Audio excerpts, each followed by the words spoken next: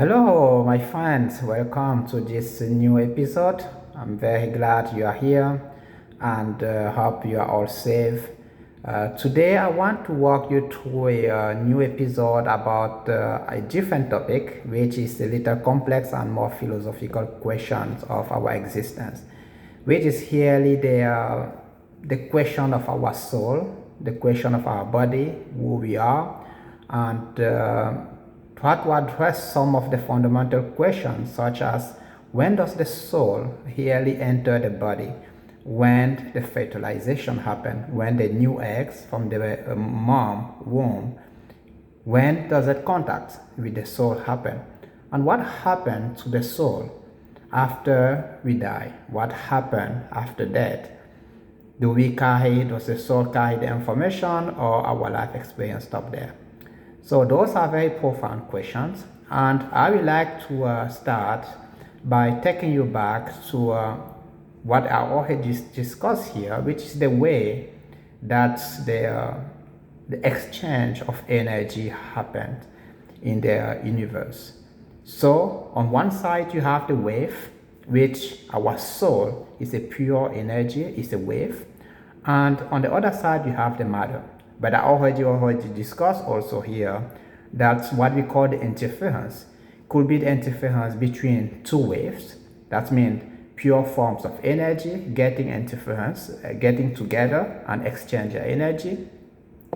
It could be an interference between a wave and a matter, which we also call sometimes vibration, which could be we also call a resonance, when the waves have the same frequency as the matter that is vibrating, and then the encounter, it creates a resonance, it creates a constructive interference. That means with the high amplitude and high energy. That's a way to exchange the energy.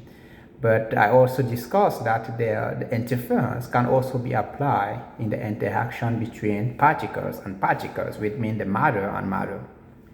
Okay, so if we go back to the philosophical question about our soul, as I mentioned, our soul is a pure energy. And even long before we were born, our soul has a purpose and has a certain vibrational field. So now, when during the fertilization process, you have the sperm that's getting in contact with the eggs, with the ovum. And that fertilization and that encounter create a vibration, which is again the interference between two matters. That interference will create a resonance and a vibration that is so strong that it will attract the vibration field that already exists in the conscious universe, which is the soul that corresponds to that exact vibrational field.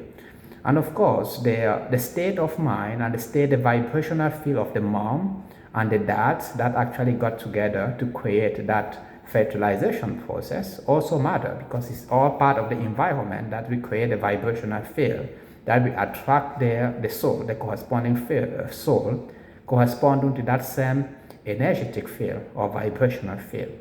So I think that the encounter with the soul really happened at that moment when the fertilization happened.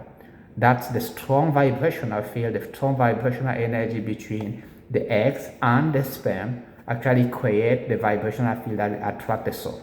And that's when the soul will enter the existence of the new human being and will continue to develop. All the cells will multiply, will form different parts of the body. All that energy of the soul that the soul will provide is necessary to develop into a mature baby, the embryo, and all the different steps that will come further down the road. So we become a human being. We born and we start experiencing things.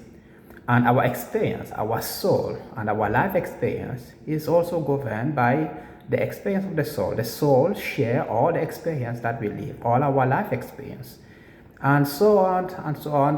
What happened after, when it comes time to dissociate the matter, that means during the death. When we die, there are some philosophical questions. That's when we die, all the information and all the experience that we had during our lifetime on earth will disappear, will stop existing. And some might argue that because we can't remember, if the reincarnation is something that is here, Why can't we remember our past experience?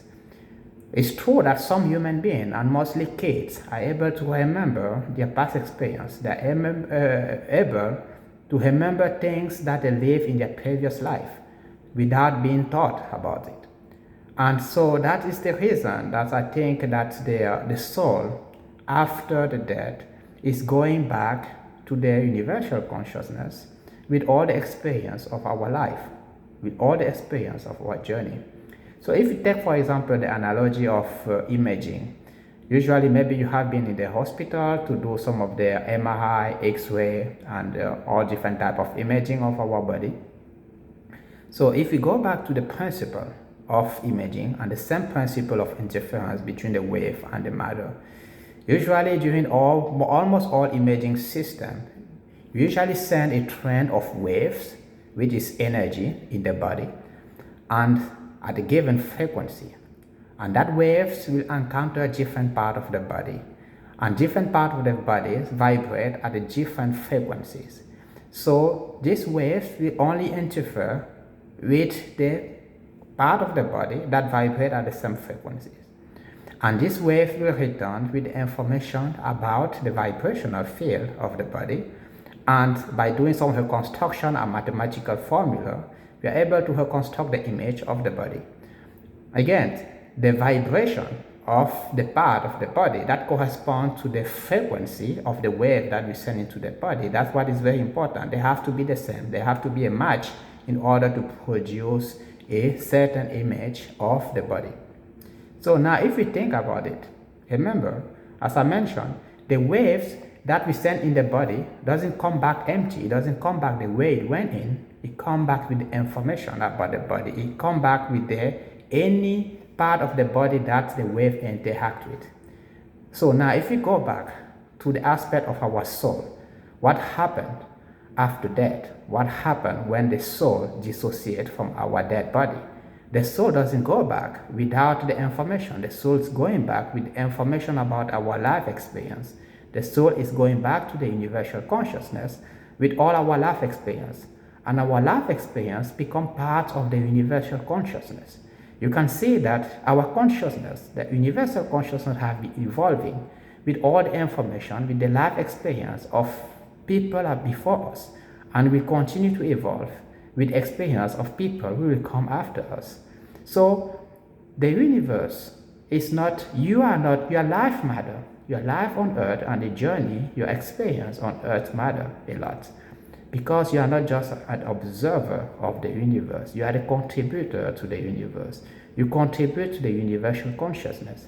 And that's what I think, when we die, our consciousness continue to live well after we die, well after we pass away.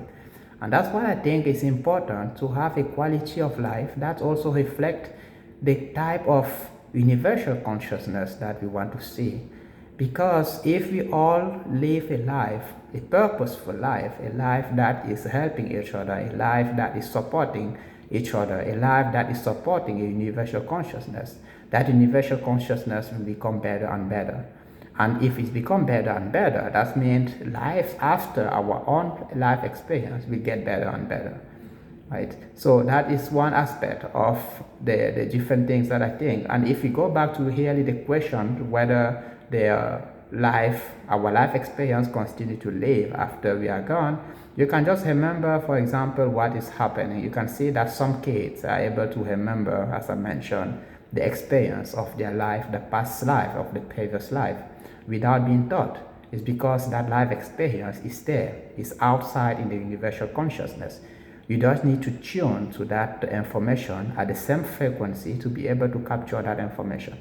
So again, that is my perspective of what I think the interaction between the soul and the matter from the time we are born to the time we live our earth journey.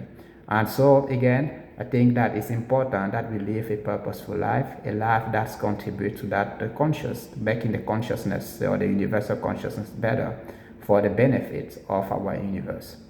Okay, so with that, I want to thank you for watching today and for listening. And I hope you got something meaningful from this conversation. And if you do, please consider subscribing and share this information with people around you. Okay, so stay safe until next time. Bye bye.